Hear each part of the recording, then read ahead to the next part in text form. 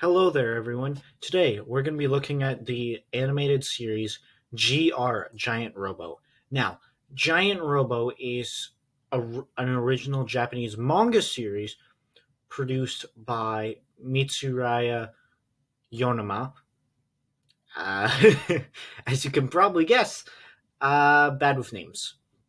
Now, basically, to put into perspective, Giant Robo hasn't received a true adaptation, just like the original Get a Robo. And basically, what we have for GR Giant Robo is it's somewhat similar, but not fully. Now, I would like to say that uh, it was very good, and it is a little bit of an old series. It started, it aired from January 19th, 2007 to July 20th, 2007, basically premiering in winter 2007. It was most often broadcast on Fridays, and the producers were Soft Garbage. Uh, just so you know, the, that's the actual producers. And the studio was ACGT. So this was a relatively good show, with the main actor even being played by Nami Kawaka Daisaku, and playing Daisaku. A little bit of a coincidence right there, but hey, what are you gonna do? Um, Now with a pretty decent supporting cast, it was a relatively enjoyable experience. However, you may notice that I have only mentioned one voice actor, and that is because the other voice actors do a decent job, but for the most part, this is a very quiet show. The There's honestly not as much talking as you think when you picture this show in your head, which was pretty decent, which makes it even more odd why they never had an English dub of it. Because, less talking, less money you have to pay to dubbers because you only have to do it a certain amount of time. But hey, it never actually got dubbed. And so basically, if you want to experience it, you're going to have to deal with fan subs, which means, yes, I did technically watch this illegally. However, no one actually cares about this show.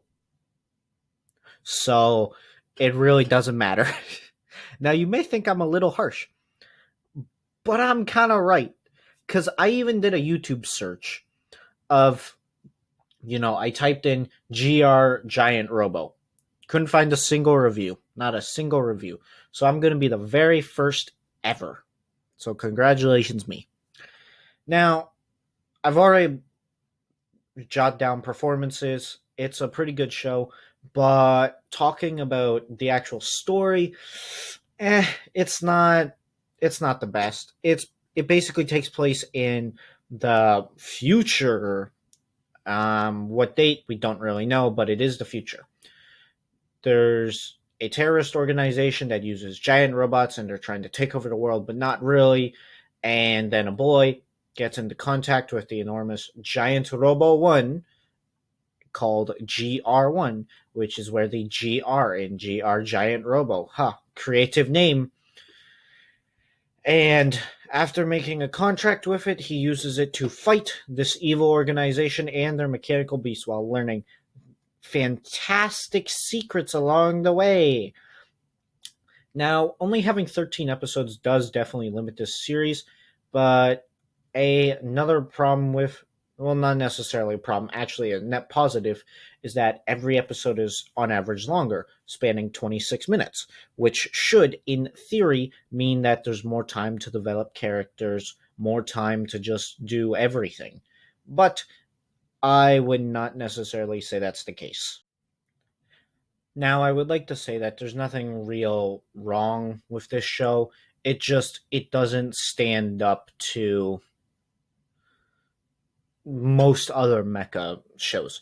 Like, I can clearly see why this one was left in the dirt, because honestly the 2000s were a incredible time to be a Mecha fan if you were looking for unique stuff. And then Mecha died 3 years later in 2010 when they decided, hey, why would we invent stuff and draw when we can use CGI?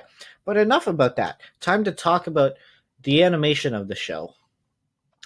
So, what was the animation like? Well, the animation was all around pretty smooth. You could tell that there was time and effort put into it, which is, that's what makes animation good, right, Phyllis? Now, it never really had a moment where I'd go, yes, this is fantastic animation. However, they do this very unique form. Now, this is actually a little bit of a lost art, and it cannot actually be found in modern day mecha shows, with the exception of very few. This technique has been passed down from studio to studio, from person to person, slowly perfecting it until finally it was lost to time during 2010. This was the art of actually animating giant robots. Yes, that is right, folks. In mecha animes of old, they used to draw the robots instead of having them CGI.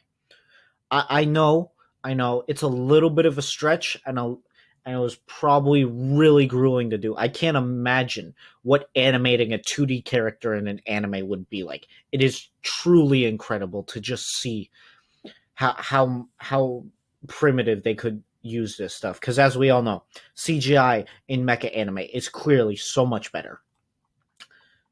Anywho, so after my little rant, it was pretty good. I really did enjoy it. Wouldn't say it's some masterclass grade. If I were gonna throw you in at a different anime, like if I were to be like, okay, you need to watch one mecha anime from the 2000s, I would not suggest this one, unfortunately, because I will say that Giant Robo, being one of the first ever, it deserves a lot of praise and a lot of hurrahs and thank yous for everything that it did for the industry. However, simply put, it treated itself with a certain amount of respect, which is always proper. However, it honestly felt like it was treating itself too smart. Now, there were originally supposed to be 2 seasons after the original 13 episodes of Giant Robo.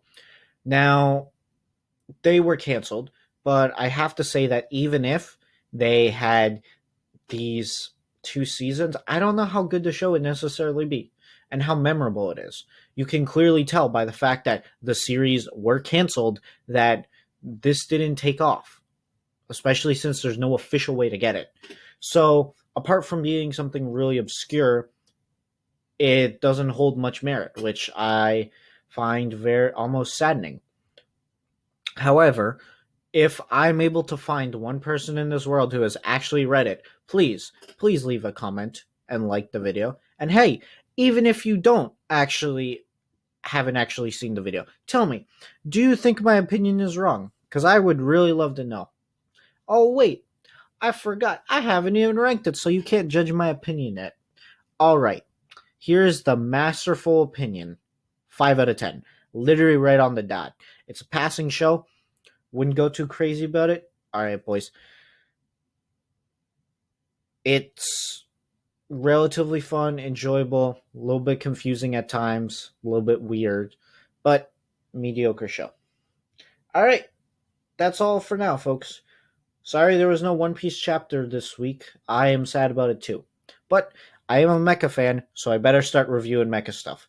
Later.